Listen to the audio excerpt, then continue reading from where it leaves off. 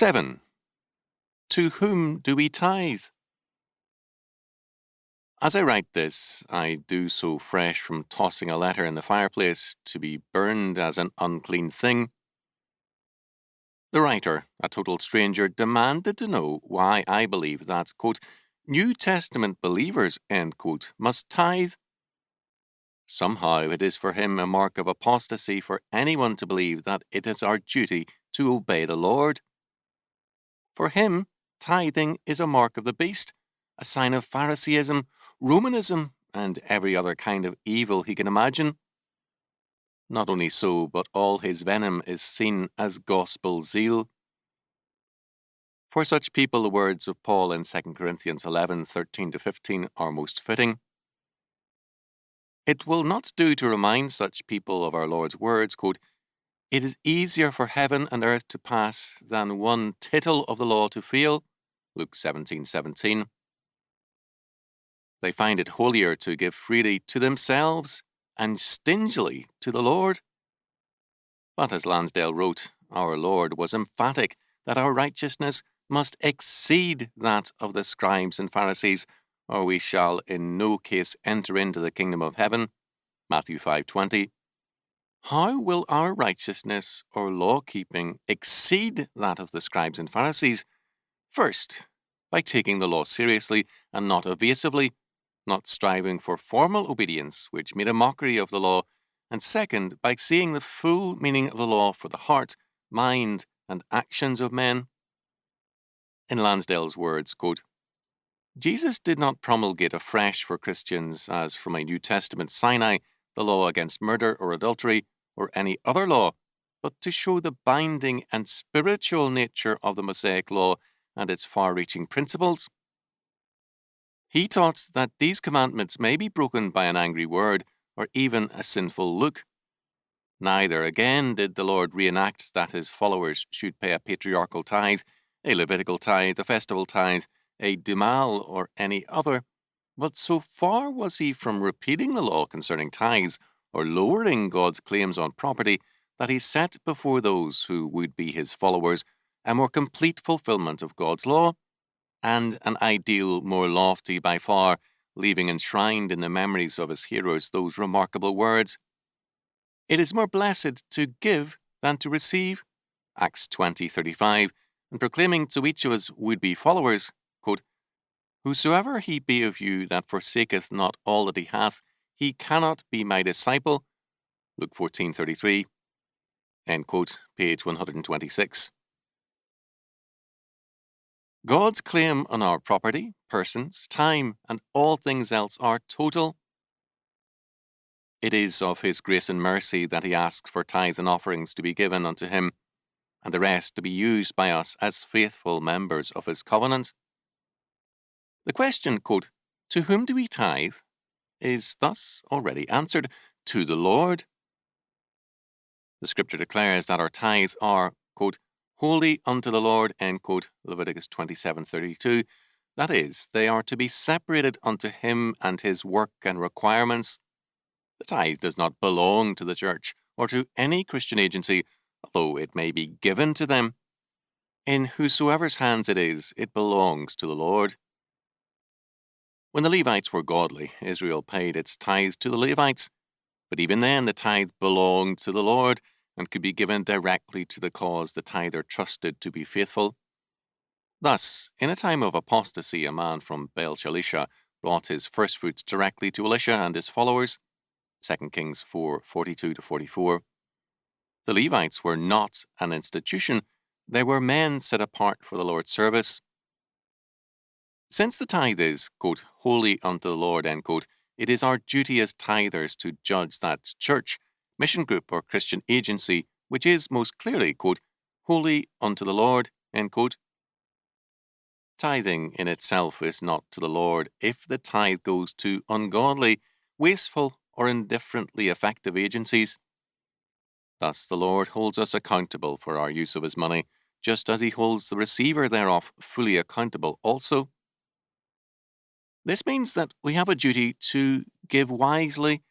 We need to study both the faithfulness and the effectiveness of every tithe agency. Is it effective in our lives and in the lives of others? Does it use its money wisely? The wise use of money is neither miserly nor extravagant. It is effective use. Some people seem to feel that there is a special virtue in poverty, and they prefer missionary causes which keep missionaries on the edge of poverty. This is in violation of 1 Timothy 5:17.